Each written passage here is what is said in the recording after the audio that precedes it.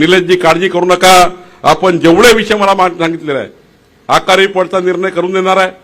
मला माहिती आहे की विधिमंडळात तुम्ही ज्या पद्धतीनं पहिल्यांदा, मला या गोष्टीचा अभिमान आहे, निलेशजी समोर म्हणून सांगितलं नाही, त्यांनी माझ्या 4 गोष्टी सांगितल्या म्हणून सांगत नाही.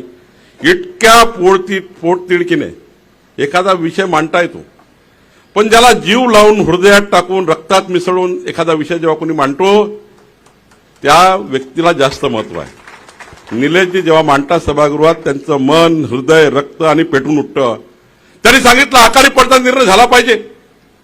मी तुम्हाला वचन देतो, आकारी पड, वनसंज्ञा, जे काही तुम्हाला 5 विषय सांगितले त्या 5 विषयाचा निर्णय तुम्हाला मी करून दिल्याशिवाय राहणार नाही. आपल्या वनसंज्ञेचा निर्णय आता सुप्रीम कोर्टाचा एक निकाल आलाय. चांगलं झालं निलेशजी तुम्ही हा विषय मांडला. आता सुप्रीम कोर्टाचा एक नवीन निकाल आला ज्यामध्ये 75च्या काळात, 70च्या काळात कुणाला न विचारता साधी 35ची नोटीस देऊन टाकली. एका नोटीसवर 1.25 गरीब माणसाच्या जमिनी वनसंज्ञेत लावून दिल्या, खाजगी वन चढवून दिलेत. त्या गरीब माणसावर अन्याय केला. एकट्या आंबोलीमध्ये मी जेव्हा गेलो होतो त्या ठिकाणी 8-8 हजार एकर जमिनी गरीब माणसाच्या प्रायव्हेट वनसंज्ञेत लावून दिल्यामुळं आज कोकणाचा संपूर्ण विकास त्या ठिकाणी खुंटला गेला. आणि त्यामुळं मी आता जिल्हाधिकाऱ्यांना सांगितलं आहे 12 तारखेला मी वनमंत्री नितेशजी मी सर्व बसणार आहोत.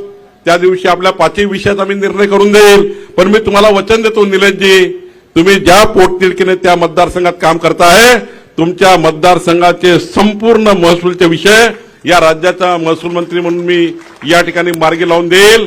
कारण मला माहिती आहे की आज खऱ्या अर्थाने देवेंद्र फडणवीस सरकार, आपलं सरकार हे खऱ्या अर्थाने लोक कल्याणाकरता छत्रपती शिवाजी महाराजांची प्रेरणा घेऊन काम करत आहे.